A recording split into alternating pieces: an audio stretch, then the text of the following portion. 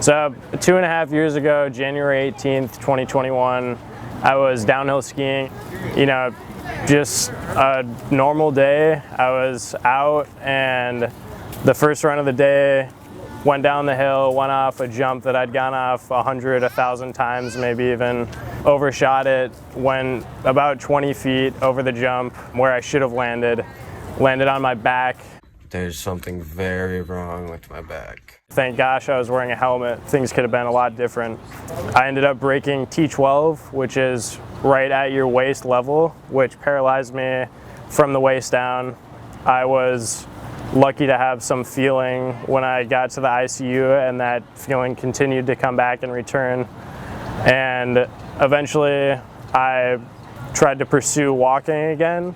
That didn't pan out exactly as we all had hoped it would, but here I am today doing all kinds of things that I would have never done had I had my accident in the first place. My name is Mason Brandstrader, and 1 year ago today, my life changed forever. 2 years ago today, I broke my back in a skiing accident, shattering my T12 vertebrae, which pressed against my spinal cord, paralyzing me from the waist down. I've been able to rally my community together. I've been able to go all across the country, traveling on different trips with people. I've been able to participate in different sporting events. You might be wondering how I did a triathlon if I'm paralyzed from the waist down. So I've done a triathlon. I'm actually getting sponsored to run Grandma's Marathon next year. How do I stand up if I'm paralyzed? I think even my ability to stand was very lucky. I could have been completely confined to the wheelchair and not able to move my legs at all. So I'm really grateful for the return that I do have. Yeah. You doing all right there, buddy? Oh yeah. Okay, sweet. Being able to stand on its own is a super functional thing, as I've come to find out. You don't have to be able to walk to be functional with the use of your legs. And on my Instagram and so forth, I show people just how functional I am just with the ability to stand. You can find me on any social media at this point. Just at my name, Mason Brandstrader, Instagram, Facebook, TikTok.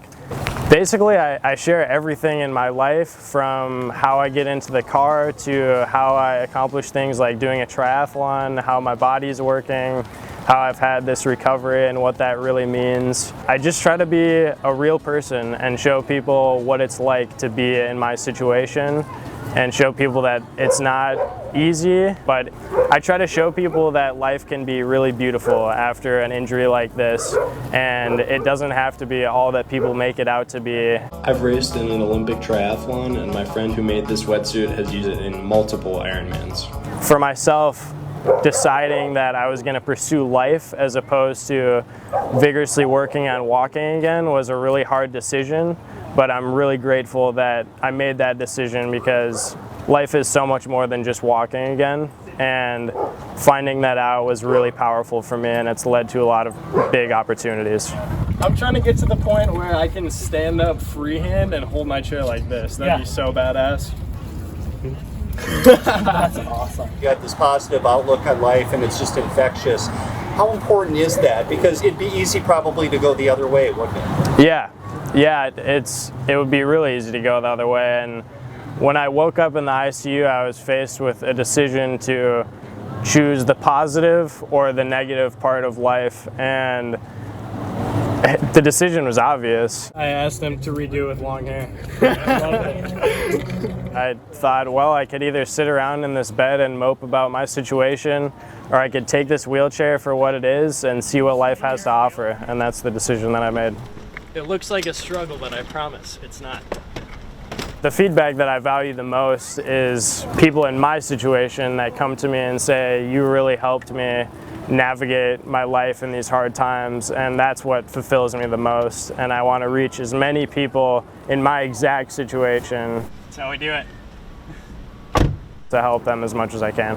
What kind of wheelchair battle are we talking? Yeah, I guess I know. Physical therapy and yoga and meditation and all these things that benefit normal people are super, super important for somebody who has a physical disability like myself. Like, all the things that make you healthy are so much more important when you are in a wheelchair. Blake's just teaching us dance moves now. My personal trainer, Blake Peters, who I've been with for 2 years, and after about a year we set up adaptive yoga every Friday. A little bit of spine rotation through there. Going as far as you feel comfortable. We're going 10. A lot of my spinal cord injured friends and even some brain injury friends go to do yoga and just take care of our body. Whenever I look at you do it, I'm like, oh yeah, that's how much my back should actually bend. Yoga is really important for anybody, but especially people with physical disabilities that have to get around in a wheelchair. We'll see you in a year. Keep doing the yoga. We're just so much more confined in here, and it's really important to open up and take care of our bodies in that way. Really nice guy. Oh, thanks, Dustin. You too. He might pop in virtually. I would actually, yeah. The biggest thing that I get from people is that I inspire them in whatever situation they're in. Child's pose.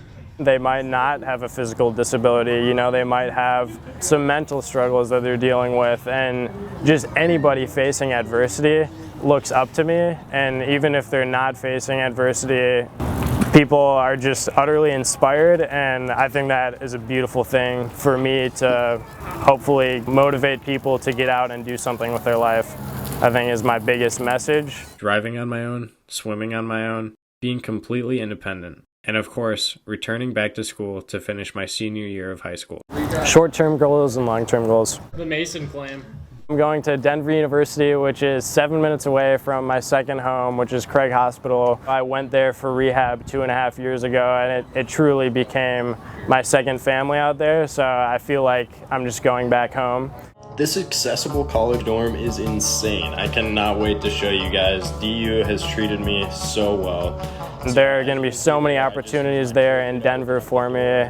The possibilities for my future are really just endless. Lastly, I have to give a huge shout out to my parents who helped move all this stuff in and help make this possible. I love you guys so much. My main goal, even before the accident, was just to help people, and I'm already pursuing that. Today I'm going to show you everything you need to know to use an escalator in your wheelchair. And I'm already being fulfilled by that. You always want to be going down backwards, and you always want to be facing up the escalator. I just want to continue to do that, whatever form it may take. I'd love to get an accessible landing here in Duluth to access Lake Superior. That would be a beautiful thing. I talked about that on my Instagram, and once I have the connections to make that happen, I'd love to. Bigger goals for my life. I have no idea, you know, but I think I have no idea what my major goals are, but I know that I will help people, and I'm going to help a lot of people. And that's what my plan is.